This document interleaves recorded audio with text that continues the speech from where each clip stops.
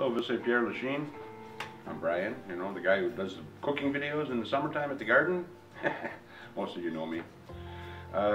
Today I'm doing a video with our handy candy man on saving food while you're shopping. I know that while some people think they're saving a lot of money, they're not actually. And I'm going to break it down to different ways of purchasing things and even in the preparation of things. We'll start off with we use the public. Everybody gets them, pretty much everybody gets them in our area. I use Maxi because they will price match those two stores, Walmart and Maxi. They price match other stores. Now I've heard that other supermarkets are starting to do the same. I can't say for sure, and I won't say, hey, yeah, go to Super C and they'll price match. But Maxi and Walmart do. And because Walmart has their own brands and everything else, it's kind of hard sometimes to match pricing because they want you to buy the same item.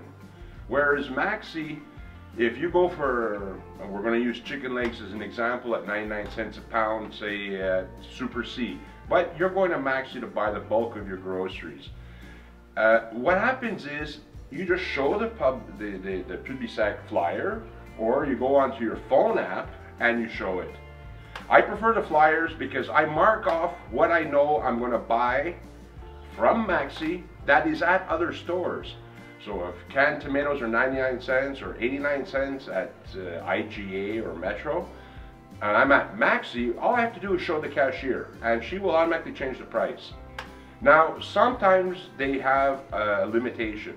So when I go and buy chicken legs at 99 cents a pound, which is very cheap, I don't go and buy one pack. They say you can't buy more than 4 at a time if you're price matching, or 3. So what I do is I go with a friend and I get them to take 3 packs and I take 3 packs. So I go through the cash, I pay for my things, I go outside and I come back in. And I'll buy 3 more packs, and so will my friend. Now, I've picked up 12 packs of chicken legs. Once I get home, I separate them, because you might have a family pack which has 6 or 7 chicken legs, and if they're all stacked together and you freeze it, well then you have to thaw it out and use it all at the same time. And if you're like me, I don't want 7 chicken legs or 6 chicken legs at one time. I might want 1 or 2, yes, but not 6. So I put them in plastic bags, and it's a plastic bag, and I'm just going to give you an idea. We don't have to move. A plastic bag like this, and using a bag like this, you can put 2 chicken legs. Okay, this has, you know, covers for a coffee, but if you take your chicken legs and you put 2 in there, well, you're saving space, and you can put it in your fridge freezer, or if you have a floor freezer like I do, and a lot of people have them now, put them in your freezer. And if you have them in 2, well, it's very simple. If you're a person like me who lives alone, I just take out 2 at a time. If you're a family of 4, well then you could leave it as a big pack, but it takes up extra space in your freezer, believe it or not. So it's better sometimes to break it down. You see Italian sausages on special. You have 3 kinds usually: the mild, the hot, and the honey garlic. You buy those ones you can just break the pack, literally. If you only need 6, you don't need 12, well, just break the pack and wrap the rest up in cellophane and put it back in your freezer.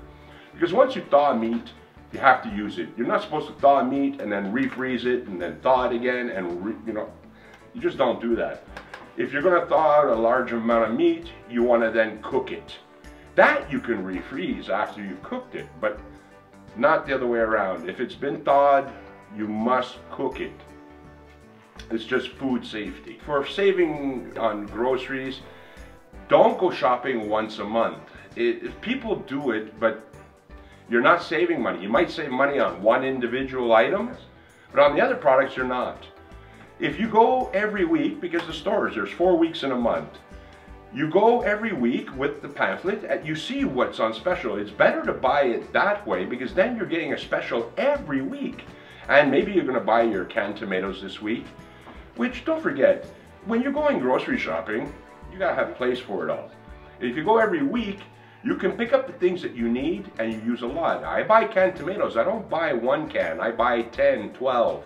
The reason It's because I'll have it in the pantry for when I do need it. Another way of saving money is people buy prepared foods that you don't need. Like if you buy canned tomatoes, it's because you want to use it in a spaghetti sauce or a marinara sauce, or you maybe want to cook a pork shoulder. You can save money by buying crushed tomatoes, which is already a puree. One can of puree is like 2 cans of diced tomatoes, believe it or not, because there's a lot of liquid in diced tomatoes, whereas in the puree it's a concentrate. And if you want to save even more money, buy tomato paste. And if you go to a store like probably go Entrepot, they sell for restaurants, they sell for kitchens, people who buy in bulk. If you buy a big can of tomato paste, you don't have to use it all today. Tomato paste, you can add water and you will make a tomato sauce. You can add a little bit of sugar if you find it too bitter, you can add a little salt, you can add herbs. But tomato paste, say I've used half a can. The other half can, you take a container like this, you fill it up almost to the top, almost. And you pour vegetable oil on top so it covers the tomato paste. That'll keep in your fridge for 2 weeks. If you're making a sauce, once you've cooked your meat, you take it out of the pan, add a little water to deglaze, add a tablespoon, maybe 2 tablespoons of tomato paste to it with a little bit of onion and everything else, and you're going to have yourself a beautiful sauce that you can put onto your pork chops. And it could be steak, it could be ground beef even. You've cooked some ground beef and you want to make a sauce for your ground beef. Well, deglaze it, put some onion, put some vegetables, whatever, let it saute a bit, put a tablespoon of vinegar, add some water, add a couple of tablespoons of tomato paste, it'll thicken it naturally. You don't have to use flour, you don't need starch. And boom, you have yourself a beautiful sauce which you can put it on some mashed potatoes or some rice and you have a meal, but you're saving money. So tomato paste, that's one trick. I probably go onto the post sometimes and I buy a piece of meat. Now, sometimes you say, oh, I don't need a big piece of meat. But if you go and you look, if you happen to be there, you'll see sometimes a sticker that says 30% off. Now 30% off is 30% off. If it's a $100 piece of meat, well, you just saved yourself $30. It's now $70. But the key to that kind of piece of meat is once you get it home, you have to transform it or prep it. I take that piece of meat, whether it's a piece of beef, a pork loin, whatever. Usually they're the big pieces. I'll take a knife and I'll cut it up the way I want it, with the thickness I want it. And I put it into baggies or whatever I want to freeze it. It could be Ziploc bags. Everybody has their own things. I buy the box which has a lot of these bags. And I put them in, seal it, and I put it in my freezer right away. I know that in 3 months I can still use it. It's still there. But now, if you figure it this way, if you were to go to the meat section and buy that same weight in packaged, cut up already, you're going to pay $120, whereas you just paid $70. Now, how much money did you just save? You just saved 50 bucks. 50 bucks is something that you can use on something else. You have extra money, and these are the ways that you save money. Take your pamphlets, go through it, circle what's on special. You go this week, you buy this. Next week, you have another flyer coming out. You go and you buy other things. It's a gradual thing, but after a month or two, you're going to see your fridge and your freezer are full. Your cupboards are going to be full. And you're saving 100, 200 a month in food bills. This is a lot of money today. With COVID-19, and my heart goes out to everybody who's suffering from it. People on social assistance, people on welfare, people on unemployment, people who are on pension, even the people who are working at home, or even the people in essential services. Everybody wants to save money. And these ideas and these little tricks are ways to do it. And then I'm going to be coming out with a couple of cooking videos that I'm going to shoot at my home because the garden is closed. And with COVID-19, I have a cameraman who can't really be around me too much.